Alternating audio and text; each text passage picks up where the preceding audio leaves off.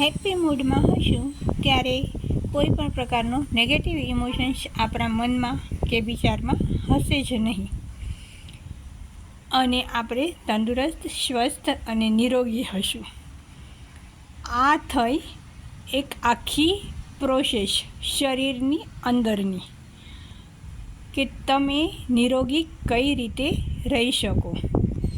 હવે આ આખી પ્રોસેસ કઈ રીતે શક્ય બનાવવી, તો એના માટે છે પ્રથમ સ્ટેજ પ્રાર્થનાથી ધીમે ધીમે આગળ વધતા મેડિટેશન સુધી પહોંચીએ.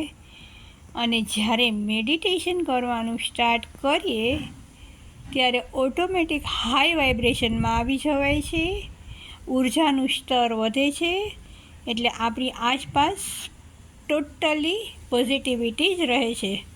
એ પોઝિટિવિટીથી આપણે એકદમ જ હેપી રહીએ છીએ.